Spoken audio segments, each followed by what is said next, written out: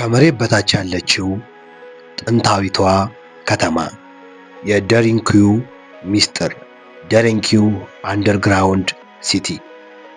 በዓለም ላይ ከሚያስደንቁ የጥንት ሰዎች ሥራዎች አንዱ በቱርክ ክልል ውስጥ ከመሬት በታች የተሰራችው ደሪንኩዩ የተባለችው የድብቅ ከተማ ናት። ይህች ከተማ ለዘመናት በመሬት ስር ተሸሽጋ ኖራለች። እስከ 20ኛው ክፍለ ዘመን ድረስም ብዙ ሰዎች ስለመኖሯ አያውቁም ነበር። እንዴት ተገኘች? በ1963 አንድ የአካባቢው ሰው በቤቱ ግድግዳ ላይ አንድ ምስጢራዊ መክፈቻ አገኘ። ወደ ውስጥ ሲገባ ግን ቀላል ዋሻ እንዳልሆነ ተረዳ።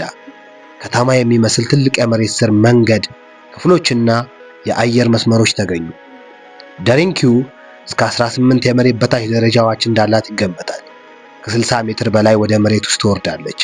በውስጧ መኖሪያ ክፍሎች፣ የእንስሳ ማስቀመጫዎች፣ የእህል መጋዘኖች፣ የወይን ማምረቻ ቦታዎች፣ ቤተ እምነቶች፣ የስብሰባ ቦታዎች፣ የትምህርት ቦታዎች ነበሩ። አንዳንድ ጥናቶች ከ20,000 ሰዎች በላይ በአንድ ጊዜ መያዝ እንደምትችል ይጠቁማሉ። ለምን ከመሬት በታች ተሰራች? ዋናው ምክንያት መጠለያ እና መከላከያ ነበር። በጥንት ጊዜ ቱርክ ካፓዶቂያ ብዙ ጦርነቶችን አስተናግዳለች። ሰዎች ከወራሪ ሰራዊቶች ለመሸሸግ ወደ መሬት ስር ይወርዱ ነበር። የከተማዋ መግቢያዎች በትልቅ የድንጋይ መዝጊያዎች ይዘጉ ነበር። እነዚህ ድንጋዮች ከውስጥ ብቻ ሊንቀሳቀሱ ይችላሉ። የአየር ማስገቢያ ሚስጥር። በጣም የሚያስደንቀው ነገር የአየር ስርዓቷን። በጥልቅ መሬት ስር ሆነው ሺዎች ሰዎች እንዴት ይተነፍሱ ነበር? መልሱ በተሰሩት ቀጥ ያሉ የአየር ማስገቢያ ጉድጓዶች ውስጥ ነው። እነዚህ መስመሮች ንጹህ አየር ወደ ውስጥ እንዲገባና የተጠቀመ አየር እንዲወጣ ያደርጉ ነበር። ውሃና ምግብ እንዴት ያገኙ ነበር? ከተማዋ የራሷ የውሃ ምንጮች ነበሯት። የእህል ማካመቻዎችም ለረጅም ጊዜ ምግብ እንዲቆይ ይረዱ ነበር። ሰዎች ወራሪዎች ሲመጡ ለወራት ያህል በውስጧ መኖር ይችሉ ነበር። ማን ነው የገነባት? በትክክል ማን እንደጀመራት አሁንም አልተረጋገጠም። አንዳንድ ታሪክ ተመራማሪዎች የመጀመሪያውን ክፍል ከሂታውያን ወይም ሂትስ ዘመን ሊጀምር እንደሚችል ያምናሉ። በኋላም ፋርሶች፣ ግሪኮችና ክርስቲያኖች ተጠቅመውበታል። ታላቁ ሚስጥር፣ የሚያስገርመው ነገር ጥንታውያን ሰዎች ያለ ዘመናዊ ማሽን እንዴት እንዲህ ያለ ግዙፍ የመሬት ስር ከተማ መገንባት ቻሉ? የአካባቢው የእሳተ ገሞራ ድንጋይ ለመቆፈር ቀላል ቢሆንም የከተማዋ ዕቅድ፣ የአየር ስርዓትና የመከላከያ ዘዴ እጅግ የተራቀቀ ነበር። ዛሬ ያላት አስፈላጊነት። ዛሬ ደሪንኩዩ ከዓለም የሚጎበኙ ታሪካዊ ቦታዎች አንዷ ናት። ሰዎች የጥንት ስልጣኔ እውቀትና ብቃት ምን ያህል እንደነበረ ለመረዳት ይጎበኛታል። ደሪንኩዩ አንድ ጥያቄ ትተዋለች። ከዘመናዊ ቴክኖሎጂ በፊት ሰዎች ምን ያህል ብልህና ፈጠራማ ነበሩ? ከዘመናዊ ቴክኖሎጂ በፊት ሰዎች ምን ያህል ብልህና የፈጠራ ሰዎች ነበሩ? ብዙ ሰዎች የጥንት ሰዎችን እንደ ዘመናዊ ማሽን፣ ኮምፒውተርና ኤሌክትሪክ የሌላቸው ሰዎች ብቻ ያያቸዋል። ነገር ግን ታሪክ የሚያሳየው ነገር የተለየ ነው። የጥንት ሰዎች የእኛ አይነት ቴክኖሎጂ ባይኖራቸውም በማሰብ በማቀድና በመፍጠር እጅግ የላቀ ችሎታ ነበራቸው። ያለ ማሽን ታላላቅ ሕንፃዎችን ገነቡ። ከሺዎች ዓመታት በፊት ሰዎች የሚያስደንቁ ሕንፃዎችን ሰርተዋል። ለምሳሌ ግሬት ፒራሚድ ኦፍ ጋዝ ከ4500 ዓመታት በፊት ተገንብቶ እስከ ዛሬ የሚያስደንቅ ትክክለኛ ሥራ ነው።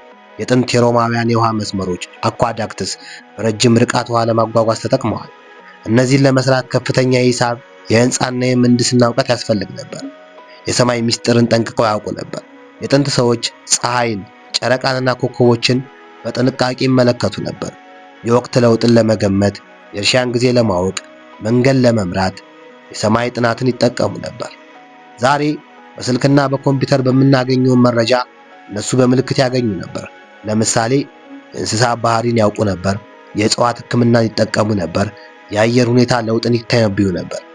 የጥንት ሰዎች ብዙ ነገሮችን ፈጥረዋል። መንኮራኩር፣ ጽሑፍ፣ የቁጥር ስርዓት፣ የእርሻ መሳሪያዎች፣ መርከቦች። እነዚህ ዛሬ ያለን የስልጣኔ መሰረቶች ናቸው። የዛሬ ሰዎች ኃይላቸውን በማሽንና ቴክኖሎጂ ይጨምራሉ። የጥንት ሰዎች ግን በሰው አእምሮ፣ ትዕግስትና በቡድን ስራ ይተማመኑ ነበር። ለምሳሌ ከመሬት በታች ያለችው ደሪንኩዩ ከተማ ሰዎች የአየር ማስገቢያ፣ የውሃ ስርዓትና የመከላከያ መንገድ እንደነበራቸው ያሳያል። የጥንት ሰዎች አእምሯቸው ከዛሬ ሰዎች የተለየ አልነበረም። የሚለየው ያላቸው መሳሪያና ብልህነት ነበር። ዛሬ እኛ ኮምፒውተር፣ ሮቦት እና ሳይንሳዊ መሳሪያ አለን። እነሱ ግን በአእምሮ በልምድና በተፈጥሮ ግንዛቤ ይሰሩ ነበር። ስለዚህ የጥንት ሰዎች ከኛ ያነሰ ብልህ አልነበሩ። የእነሱ ብልህነት በሌላ መንገድ ይገለጥ ነበረ። የጥንት ሰዎች ያስደነቁ ሌሎች ፈጠራዎችና ሚስጥሮች። የጥንት ሰዎች ያላቸው ቴክኖሎጂ ከዛሬው ጋር ሲነጻጸር ቀላል ቢመስልም በእውቀት በእቅድና በፈጠራ ብዙ ነገሮች አስደናቂ ያደርገዋል። አንድ የአንቲኬትራ መሳሪያ የጥንት ኮምፒውተር። ከ2000 ዓመታት በፊት በግሪክ የተሰራ አንድ የማስላት መሳሪያ ተገኘ። ይህ መሳሪያ የፀሐይና የጨረቃን እንቅስቃሴ ለማስላት፣ የጨረቃ ግርዶሽና የፀሐይ ግርዶሽን ለመገመት፣ የቀን መቁጠሪያን ለማዘጋጀት ይጠቅም ነበር። ብዙ ሰዎች ይህ ከዘመኑ በፊት የተፈጠረ ሜካኒካል ኮምፒውተር ነው ይላሉ። 2 የማያ ስልጣኔ የሂሳብ እውቀት። የማያ ሰዎች የላቀ የሂሳብና የሰማይ ጥናት ነበራቸው። እነሱ የ365 ቀን የፀሐይ ዓመት ያውቁ ነበር። የቁጥር ወይም ዜሮ አጠቃቀምን ቀድመው ተጠቅመዋል። የኮከቦችን እንቅስቃሴም ተከታትለዋል። 3 የማቹ ፒቹ ሚስጥር። በፔሩ ተራራ ላይ የተገነባችው ማቹ ፒቹ ከጥንት የህንፃ ብቃት ምሳሌዎች አንዷ ናት። የሚያስደንቁ ነገሮቿ ድንጋዮቿ በትክክል እስኪጣመሙ ተቀርጸዋል። በዝናብ ጊዜ ውሃ እንዳይጠራቀም የማስወገጃ ስርዓት አላት። ከተራራው አካባቢ ጋር ተመጣጣኝ ሆና ተገንብታለች። 4 የሮማውያን ሲሚንቶ። የጥንት ሮማውያን የሰሩት ሲሚንቶ አስደናቂ ነው።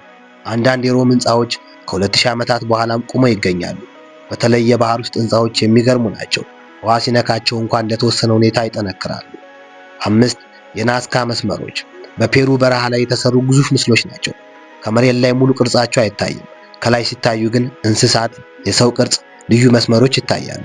እስከዛሬም ለምን እንደተሰሩ በሙሉ አልተረጋገጠም። 6 የጥንት ህክምና እውቀት። ጥንት ሰዎች በህክምናም የሚያስደንቅ ነገሮችን አውቀው ነበር። ለምሳሌ የቀዶ ጥገና መሳሪያዎች፣ የአጥንት ማስተካከያ፣ የእጽዋት መድኃኒቶች ይጠቀሙ ነበር። 7 ታላቁ ትምህርት። የጥንት ሰዎች ሚስጥር የሚገኘው በኃይል ማሽን ሳይሆን በማሰብ በመመልከትና በትዕግስት መስራት ነው። እነሱ ያስተማሩን አንድ ትልቅ ነገር አለ። ቴክኖሎጂ አእምሮን አይተካም። የሰው አእምሮ ነው ቴክኖሎጂን የሚፈጥረው። አመሰግናለሁ ስላዳመጣችሁኝ፣ ስለተከታተላችሁኝ። ሰብስክራይብ እና ላይክ እያደረጋችሁ ቤተሰቡን